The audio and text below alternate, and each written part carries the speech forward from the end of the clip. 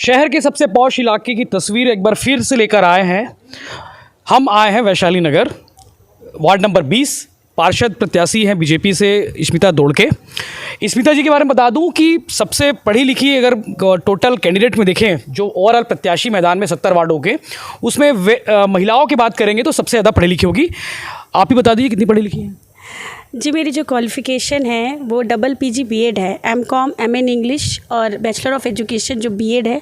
And मैं 6 साल teaching की सर्व भी कर चुकी हूँ और बैंक में भी मैंने जॉब किया हुआ है। पीएससी के बारे में कुछ बता रही थी आप? जी, पीएससी दोनों बार मैंने फाउंडेशन जो निकाला है, फर्स्ट पेपर निकाला है और फिर किसी रीज़न से नहीं मेंस हो पाया था। जी, मैंने पीएससी भी फाइट किया है 2 टाइम। बताने का मतलब ये था कि हम नाली भी इसलिए दिखाया और उसके बाद डायरेक्ट हम इनसे बात इसलिए की क्योंकि जो हाल है वैशाली नगर वार्ड का, उसकी तस्वीर बदलने के लिए मैदान पर उतरी है पढ़ी लिखी पार्षद प्रत्याशी। और हमने इससे पहले वाले एपिसोड में ये भी दिखाया था कि कुछ सड़कें दिखाई थी, हमने पूरी सड़कें नहीं दिखाई थी। आज हम पूरी सड़कें दिखाएंगे कि क्या हाल है वैशाली नगर वार्ड का। 20 सालों में तस्वीर क्यों नहीं बदल पाई निगम बनने के बाद में, उन तमाम विषयों पर आएंगे। आप लगातार चुनाव मैदान पर हैं, प्रचार करने जा रही हैं लोगों के पास में, क्या क्या बता रहे हैं लोग?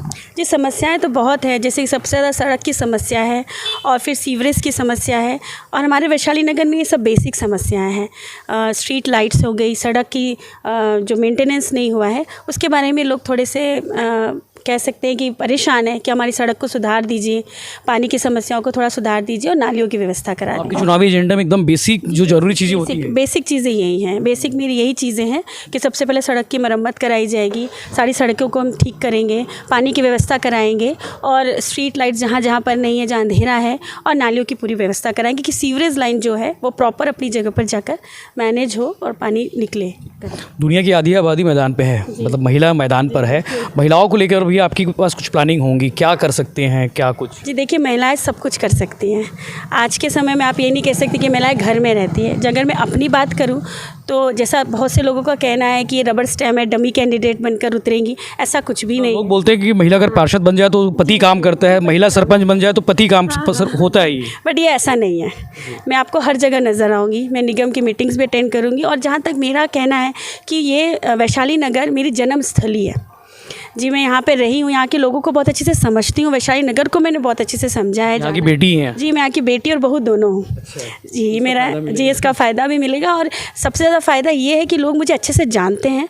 जो अपनी समस्या है जिस भी प्रकार की होगी वो मुझसे शेयर कर सकते हैं, बता सकते हैं और मैं उनके घर जाकर उनसे फ्री होकर अच्छे मन से उनको कह सकते हैं कि सुधार सकती हूँ या उसमें मदद कर सकती हूँ जितना मुझसे हो सकेगा।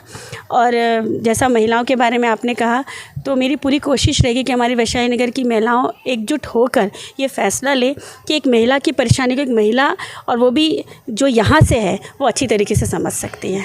हमारे साथ नेता प्रतिपक्ष निगम के रिकेश सेन भी हैं। अभी चूंकि वो खुद भी चुनाव लड़ रहे वार्ड नंबर 26 रामनगर से, यहाँ के पार्षद भी रहे हैं वैशाली नगर के एक बार, और पार्टी ने उनको 3 वार्डों की जिम्मेदारी भी दी है। चूँकि प्रत्याशी भी हैं, 3 वार्डों को जिताना भी है।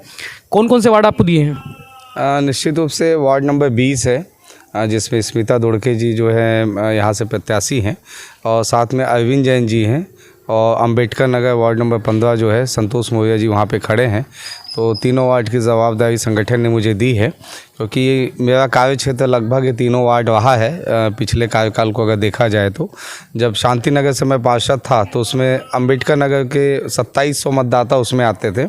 शांति नगर का जब मैं पार्षद था तो उस समय अभी अरविंद जैन जी खड़े हुए हैं, और उस समय मैंने जो विकास कार्य किए हैं तो उसको लेके, और जो वैशाली नगर में पहले मैं पार्षद रहा हूँ, तो स्मिता दोड़के के लिए जवाबदारी मुझे दी गई है, जिसको मैं निभाने का प्रयास कर रहा हूँ। आप जिस जगह खड़े हैं यहाँ पे नाली, सड़क, सीवरेज, तमाम विषय हैं। आप लोग के पार्षद रहे, बीजेपी के ही पार्षद रहे, क्यों काम नहीं करा पाए आप लोग? देखिए, निश्चित रूप से जब आप कार्य करने जाते हैं और जब आपके पास जब बड़े प्रोजेक्ट आते हैं, मैं एक बात आपको बतला देना चाहता हूँ कि वैशाली नगर के लिए एक बड़े अमाउंट की आवश्यकता है, और वो अमाउंट लगभग नहीं भी तो 15 से 20 करोड़ रुपए की जब तक आपके पास राशि नहीं रहेगी तब तक पूरे वैशाली नगर का विकास हो पाना संभव नहीं है। और इसलिए जो है इस राशि के कारण ही अड़चनें आनी चालू हुई। मैं इस बात को मानता हूँ कि पिछले 5 वर्ष यहाँ पे भारतीय जनता पार्टी के पार्षद थे। मैं इस बात को भी मानता हूँ कि इस 5 वर्षों में जो विकास कार्य होने चाहिए वो नहीं हुए, लेकिन कांग्रेस को इस बात का भी जवाब देना पड़ेगा। अगर 5 वर्ष अगर मेरा पार्षद अगर यहाँ पे काम नहीं किया है तो हमको मुंह तोड़ जवाब देने के लिए कांग्रेस यहाँ विकास कार्य कर सकती थी। भारतीय जनता पार्टी के मुंह पे तमाचा मारती यहाँ पे विकास करके, और 3 वर्ष उनको दिया गया था। इस 3 वर्ष में अगर एक ट्यूबलाइट भी अगर कांग्रेस ने लगाई होगी तो मैं इसका जवाब देने को तैयार हूँ। मैं डिबेट के लिए बुलाना चाहता हूँ कांग्रेस के उन सारे नेताओं को, आइए और डिबेट कीजिए मुझे वैशाली नगर के विषय पे, और बताइए कि ये डामरीकरण क्यों नहीं हो पाया, क्यों सड़क का चौड़ीकरण नहीं हो पाया, क्यों आपने वैशाली नगर में राशि आवंटित नहीं की।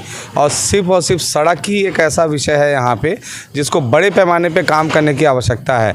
और मैं आपको एक चीज़ और बता दूँ, झूठ बोल के भारतीय जनता पार्टी कभी वोट नहीं लेती है, और इस वार्ड को तोड़ने का काम अगर कोई कर रही है तो कांग्रेस कर रही है। इस वार्ड में पारिवारिक माहौल था, इस वार्ड में पारिवारिक वातावरण था, सब लोग एक साथ बैठ के करवा चौथ का आयोजन करते हैं, सारे लोग एक साथ बैठ के जो है शरद पूर्णिमा का आयोजन करते हैं, सारे लोग एक नवरात्रि में इकट्ठ होकर माँ दुर्गा की उपासना करते हैं, सारे लोग बैठ के यहाँ पे तीज त्यौहार और सावन मेला का आयोजन करते हैं।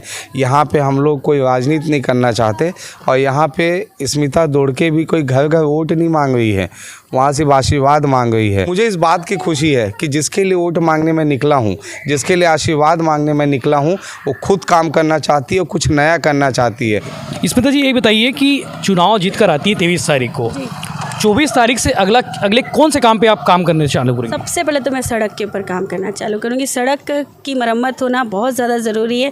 पूरी सड़कें सुधारना हमारे वैशाली नगर में मेरा सबसे पहला जो बेसिक और फर्स्ट काम होगा हमारे वैशाली नगर की जनता के लिए, मेरे खुद के लिए, जो मैं यहाँ खुद वैशाली नगर की रहवासी हूँ, कि सड़कें मुझे सबसे पहले बनवानी है, क्योंकि सड़क बनाने के बाद ही हम दूसरे किसी मुद्दे की तरफ पे काम करेंगे। तो ये थी स्मिता दोड़के और के सेन, जिनका दावा है कि इस बार भी लोग बीजेपी को वोट देंगे, वोट विकास के लिए देंगे, और लोग चाहते हैं कि जो बीजेपी के उस पर प्रत्याशी है स्मिता दोड़के, उस पर मुहर लगाएंगे और उनको जिताकर निगम भेजेंगे, ताकि रोड बन जाए, नाली बन जाए, सीवरेज लाइन सुधर जाए, और जो विकास होने चाहिए, डेवलपमेंट, वो सब हो जाए। इस तरह के बाकी अपडेट्स और बाकी इंटरव्यूज़ के लिए देखते रहिए भिलाई टाइम्स। सब्सक्राइब करना ना भूलें ताकि आप अपडेट रहें।